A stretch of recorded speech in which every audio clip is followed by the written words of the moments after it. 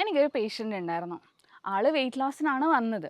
അപ്പോൾ ആളുടെ അടുത്ത് 15 ഡേയ്സ് കോഴ്സ് ഓഫ് ട്രീറ്റ്മെൻ്റ് എല്ലാം പറഞ്ഞ് ആളുടെ ഡയറ്റിൻ്റെ കാര്യങ്ങളെല്ലാം ഡിസ്കസ് ചെയ്ത് ആൾക്ക് ഈ 15 ഡേയ്സിന് ഒരു ഡയറ്റ് ക്യൂറേറ്റ് ചെയ്ത് നമ്മൾ കൊടുത്തു. അപ്പോൾ മെയിൻലി ഈ ട്രീറ്റ്മെൻറ്റിൻ്റെ സമയത്ത് വളരെ ലൈറ്റ് ഫുഡായിരിക്കും. കഞ്ഞി, സൂപ്പ്, സാലഡ്സ് ഇങ്ങനെയൊക്കെയുള്ളതായിരിക്കും മെയിനായിട്ട് വരുന്നത്.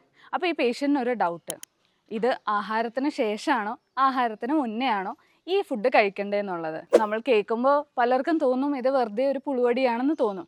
പക്ഷേ ചില പേഷ്യൻസ് ഉണ്ട്, ഈ ആഹാരം വിട്ടിട്ട് ഒന്നും ചെയ്യാൻ പറ്റില്ലാത്ത ആൾക്കാർ. അവർക്ക് ഈ സൂപ്പ് അല്ലെങ്കിൽ ഒരു ജ്യൂസ് എന്ന് പറഞ്ഞ ഒരു മീലായിട്ട് അവർക്ക് കണക്കാക്കാൻ പറ്റില്ല.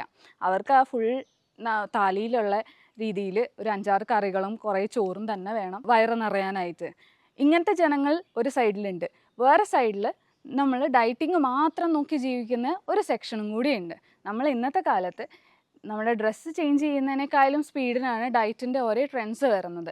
ഈ ട്രെൻഡ്സ് കാരണം നമ്മൾ എന്ത് കഴിക്കണം എന്ത് കഴിക്കാൻ പാടില്ല എന്ന് എല്ലാവരും തന്നെ കൺഫ്യൂസ്ഡ് ആവാറുമുണ്ട്. ഈ ഡയറ്റ് ട്രെൻഡ്സ് ഫോളോ ചെയ്യുന്നതുകൊണ്ട് എന്തൊക്കെയാണ് പ്രോബ്ലംസ് കാണുന്നത്? മെയിനായിട്ട് കാണുന്നതാണ് യോ വെയിറ്റ് ഗെയിൻ എന്ന് പറഞ്ഞാൽ എന്താണ്? നമ്മൾ സ്റ്റാർവേഷൻ അല്ലെങ്കിൽ ജ്യൂസ് ഫാസ്റ്റിംഗ്, ഇൻ്റർമിറ്റൻറ്റ് ഫാസ്റ്റിംഗ് ഇങ്ങനെയുള്ള രീതിയിലൊക്കെ വെയിറ്റ് കുറയ്ക്കുന്നു. കുറച്ച് നാൾ കഴിയുമ്പോൾ നമ്മൾക്കിത് മടുക്കും. അപ്പോൾ നമ്മൾ അത്രയും നാളും അടക്കി പിടിച്ചിരുന്ന ക്രേവിങ്സ് ഒക്കെ ഇങ്ങനെ കൂടി ഒരു ദിവസം പുറത്ത് വരും. ഈ ക്രേവിങ്സ് മാറ്റാനായിട്ട് നമ്മളൊരു 1/2 കിലോ കേക്ക് തന്നെ അറ്റാക്ക് ചെയ്യുന്നു. ഇതുകൊണ്ട് എന്ത് പറ്റും? കുറഞ്ഞ വെയിറ്റ് അതുപോലെ തന്നെ കൂടും. വീണ്ടും വെയിറ്റ് കൂടിക്കഴിയുമ്പോൾ ഇവർ വീണ്ടും പഴയ ഡയറ്റിംഗ് ഫോംസിലോട്ട് പോകും. അപ്പോൾ ഈ വെയിറ്റ് കൂടിയും കുറഞ്ഞും ഇരിക്കുമ്പോൾ hormonal imbalance, sleep imbalance, irritability ഇങ്ങനെ കുറേ ലക്ഷണങ്ങൾ നമുക്ക് കാണാൻ പറ്റും.